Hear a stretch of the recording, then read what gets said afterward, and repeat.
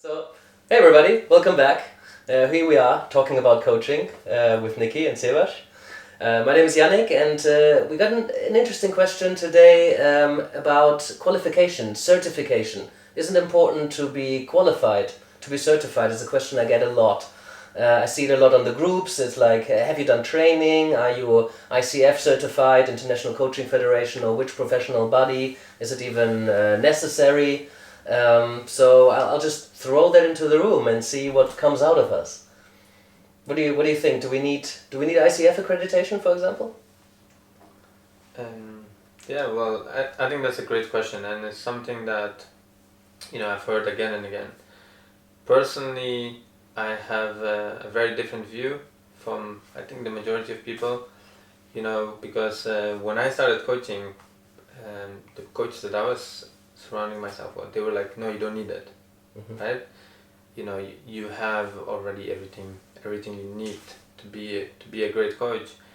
Yeah, is that including training as well, or are they talking specifically about an accreditation with a professional body? Yeah, I think it was more about like, oh, you don't need a course. A course, generally, like training. And it's very interesting to start there because, personally, I've been in the personal development world for around 10 years when I started coaching. So that really helped me. But actually, when I started coaching, I realized like things weren't going exactly the way I wanted. And for me personally, I like to always, reflect after my sessions. And I said, hey, you know what? Let's read some coaching books. And then I realized actually that most of the things that I was doing wasn't actually coaching. Right? It was a lot about like giving advice, telling people like, hey, you know what? I've done this, do this, right? So I realized actually that I needed to do much more coaching and less giving advice, less directive, And actually 1.5 years into my career as a coach, I did a course in coaching, which is the Animas course. Right, so you were practicing for 2 years already, doing really valuable stuff, but that wasn't necessarily within the coaching framework. Yeah, exactly, and I was doing actually well, right? And I was getting really good feedback, and I think personally what really helped me was the books, reading books on coaching, watching some great coaches on YouTube. But actually when I did the Animas coaching course, they were teaching pure coaching. And I was like, wow, I wish I did this like 2 years ago. So for me personally, a lot of people say like, hey, successful coaches haven't done a course. I think it's a lot of BS. Because if you look at some of the successful coaches, they don't necessarily promote coaching courses, but most of them actually have done a lot of coaching courses. I think that's a great start. That's a place, as a foundation, I think it's a must for a coach. Yeah. Nikki, you're just about to qualify, right? Did you find your course helpful, and what do you think going into like accreditation? I definitely think I had a very different idea about what coaching was prior to doing the course. So in that sense, and in terms of referring to myself strictly as a coach, I would say that was probably really useful for me. Much like you, Siwash, it was a bit like, I thought coaching prior to the course, whilst I knew it was kind of standing back and letting the client speak, I also thought, there would be plenty of opportunities for me to kind of maybe impart some of my own knowledge or advice or the way I perceive the situation. But definitely the course helped me to kind of learn to stand back a lot more into what I now would define and understand as strictly coaching as opposed to mentoring or other forms of kind of one-to-one conversation. As for the ICF, I guess the way I understand it is in light of kind of what feels like an expansion and a boom of coaches emerging. I wonder if that's going to become a lot more interesting in terms of the profession becoming more regulated and then kind of zoning in more on coaching strictly versus other forms of conversation that are similar to coaching but aren't coaching strictly.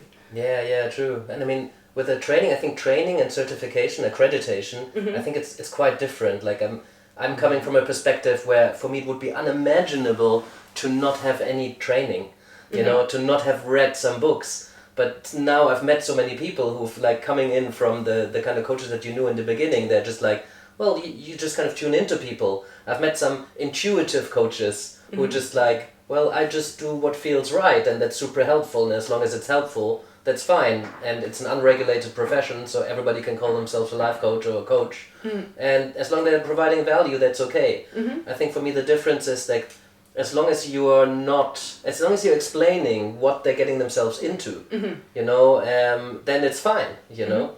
And it's but like I would think training gives you so much. It just makes you such a better coach, because you're forced to reflect on how you're practicing. You're getting some feedback from people who have been doing it for a while.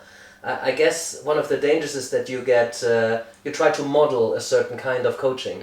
And I hear that a lot as a supervisor, that somebody does really good work with what I would call consultancy or mentoring, and then they're really trying hard to be the kind of facilitative coach who just kind of helps somebody find their own answers rather than putting anything on the table to consider.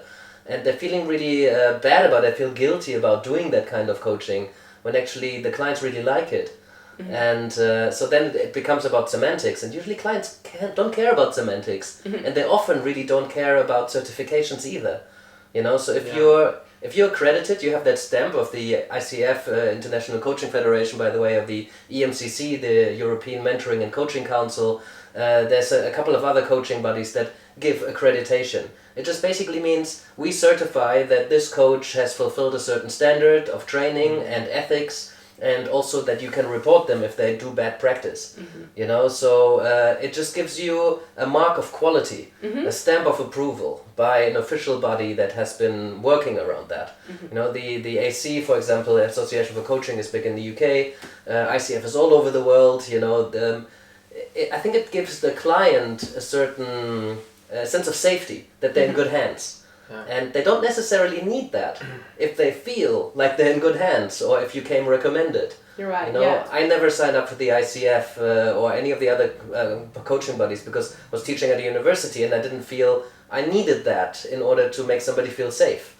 You know, but there's a lot of the great thing about the professional bodies is that you develop. First of all, I think it is really professional to be part of a coaching body. There's a network that you're tapping into, people that you can connect with, other coaches. The accreditation process will get you to rethink your coaching approach and help you learn a lot about the way that you coach. And then you can still decide whether this is the kind of way that you want to coach. Because if you give a ton of advice and you're more of a mentor or a consultant, the ICF might not give you their certification. So I think it's important that we think about what kind of practitioner am I, what kind of coach am I, and what professional body would that be a good match for. You know, so I think the process is good, it's useful, more and more organizations will ask for it, so if anybody wants to work in organizations, that's going to be more and more relevant for you to get that accreditation. That's probably, for me, it's coming at some point soon, because I'm more and more working in that space, and more organizations are asking now, because the number of coaches is exploding. And then organization and HR manager, if they have 15 coaches or 50 coaches to choose from, usually they filter out the ones that are not accredited. Sure, You know? But in the life coaching space, it's much more important that you connect with your client and, you know, you help solve their problem or get them what they want. You know, they tend not to ask whether you're certified, in my experience.